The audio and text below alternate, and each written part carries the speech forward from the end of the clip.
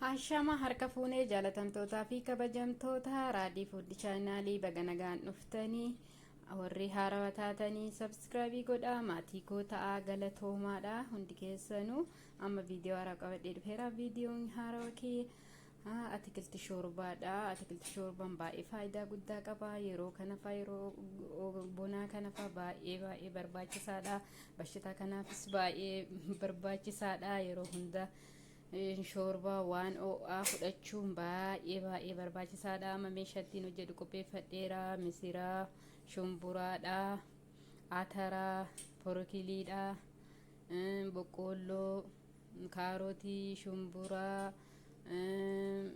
boloqqee fi dinnichaa fi kaarotii fi porokilii fi qurxummii, shunkurtuu kana hundaa qopheeffadheera. Bakka tokkotti nan hojjedha. Akkuma argitan kana amma kunoo duraan dursee amma distii kiyya irra kaadheera. Bishaan xiqqootti godhadheera. Bishaan xiqqoo tanarratti zayitii xiqqoo sitti godhadha. Amma zayitii tana xiqqooma hin baay'isu, xiqqooma sitti godhadha. Ittillee godhuu baattan gaariidha, garuu akka nuu mi'aawuuf xiqqoosi distii guutuu waan hojjedhuuf baay'ee keessaan beesisu. Amma shumburaan dafee waan hin bilchaanneef shumburaa kan itti godhadhee, shumburichi immoo dura xiqqoo bilcheessee jira. Amma bishaan fixateera. Zayitii saniin sirritti nan hodda. Yeroo sirrii hoddameedhe ni mi'aaya. Baay'ee gaariidha. Ni jaalattan jedhee abdiin qaba. Kanaafuu na faana tura hamma viidiyoo kana. Baay'ee bareedaadha. Waan salphaadha. Waan nama dhibuumi hundi keessanuu waan hojjetamu, garuu isinuma yaadachiisuuf jechaadhaa fi amma misira kiyyaa sirriitti dhiqadheera. Misirri kiyya immoo sirriitti dhiqamuu qaba. Garuu ka biyya kana baay'illee xurii hin qabu. Yaa ka biyya keenyaa lafatti waan calleeffamuuf baay'ee waan biyyee qabuudhaa fi kuni qulqulluudha. Garuu sirriitti hodhinee jennee garaacha kennaa fi nun dhukkubsu, garuu kan nama dhukkubsu yaa kaan ka qoolli irraa ba'eedha. Kuni waan qoola qabuuf illee baay'ee nama dhukkubsu. Amma shunkurtii kiyya hojiin sirriitti nan hodda akka sirriitti mi'aawuufiidhaa fi zayitiidhaan yoo sirrii hoddamee jedhe ni mi'aaya. Kanaafuu shoorba bareeda isaatii hojjenna. Kanaafuu na faana turaa jedha. Galatoomaadha. Mana jala gubataa jira. Kanaaf sirriitti hoddamuu qaba. Ni mi'aa kanatti hojjettan ni jaalattanii. Kanaafuu hundi keessanuu hojjedhaatiin yaalaa. Baay'ee bareedaadha. Baay'ee waan salphaadha. Waan mana keessan keessatti argattanidha hunduu. Kanaafuu na faana turaa. Amma irdii kiyyaa itti godhadheera karaniidhaaf ammoo sirriitti bilchaataa jira. Bishaan illee xiqqootti godhee ture. Kanaafuu bishaan kana hanga fixatu na eega. Amma immoo mokoroonii itti godhadha. Mokoroonii illee waan dafee hin bilchaanneef walumaa duraan duubaan ka sirriitti dafee hin bilchaanne dursee itti galchaadha. Kanaafuu amma mokoroonii wajjin sirriitti xiqqoon nan bilcheessa. Kanaafuu baay'ee bareedaadha. Na faana tura.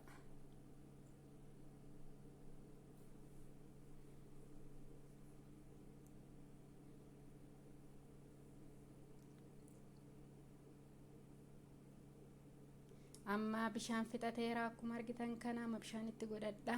Bishaan immoo ho'aa ta'uu qaba dafee akkasii bilchaatuuf illee. Amma immoo yaa ataraa fi kosoliyaa fi kaarotii fi boqqoolloo bakka tokkotti itti galchee jira.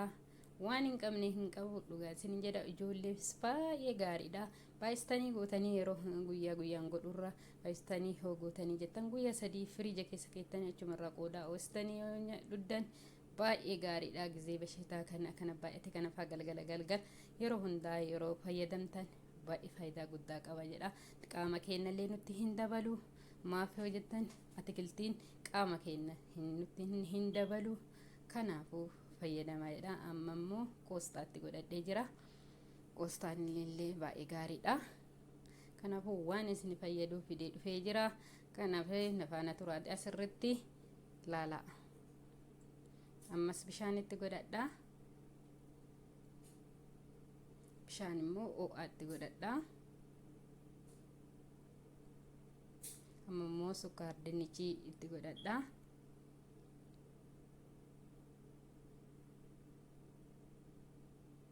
Waaw, ni bareeda.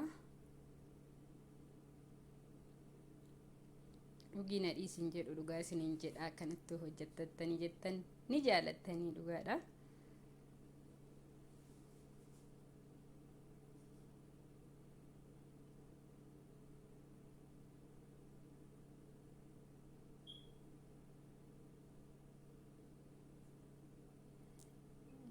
bilchaatutti jira.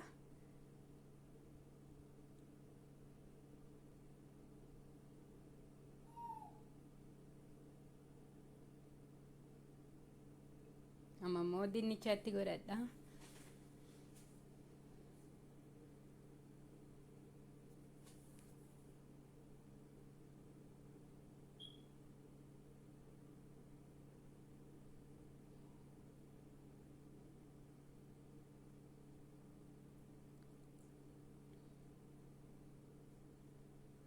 Amma immoo jinjibilaa fi qullubbii adii itti godhadha. Yaa qullubbii adii yeroo hundaa akka inni fayyadamaa meeshaa nyaata hojjedhu mara keessatti baay'ee faayidaa qaba. Inni mi'eessa illee jinjibillee faayidaa guddaa qaba.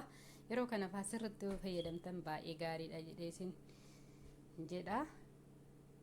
Amma immoo porokiliitti godhadha. Porokiliinii sirriitti illee osoo waan shoorbaa ta'e malee sirri hoduu bilchaatu baatee faayidaa guddaa qabaate. Keessaa baay'ee gaariidha. Nafa keenyaaf qaama keenyaafis qaamallee nutti hin dabalu. Yeroo hunda odoo fayyadamne baay'ee gaariidha. Kanaafuu waan shoorbaa ta'e sirri bilcheesse malee odoo sirriitti illee bilcheessuun qabdanii yeroo fayyadamtan bishaan ho'aa keessa keettanii diqquma yeroo takkitti ol daffe yoo dhiistan baay'ee gaariidha jedha. Amma immoo qurxummii itti godhadha. Qurxummii yaa akkuma beektanii faayidaan isii baay'ee guddaadha. Baay'ee gaariidha. Sammuudhaafis gaariidha. Ijoolleefis gaariidha. Fayyadamaadha. Yeroo baay'ee qurxummiin baay'ee gaariidha. Akka lafeesii hin qabne laalaati sirriitti akka nama horaanaa keessatti sirriitti laalaatiin yeroo sirri dhiqaadha. Loomiidhaan dhiqaati.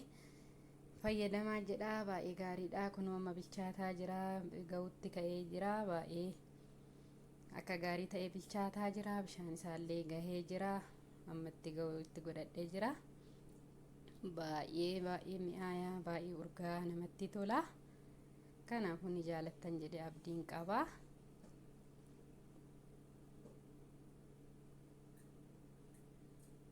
Amma immoo salsiin shoorbaa itti godhadhee jira. Baala shoorbaa baay'ee urgeessiti, baay'ee gaariidha. Nyaata hojjetadhu hundarratti yeroo dhumaa itti godhadha. Baay'ee dhugaan isiniin jedha. Baay'ee gaariidha. Amma hoomicha dura qabullee fixatee jira. Kun akkuma argitan kana bareeda ta'ee bahee jira. Ni jaalattan jedhee kunoo amma isaanitti baafataan jira.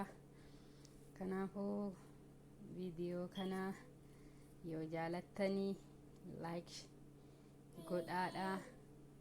Laakiin keessan na jajjabeessaadha. Kanaafuu nagaan naa tura. Hundi keessanuu bakka jirtanitti hamma viidiyoo haarawaan walitti deebinutti nageenyi rabbii bakka jirtanitti isinirra haa jiraatu jedha. Kunoo akkuma argitan bareeda ta'ee bahee jira. Hundi keessanuu nagaatti.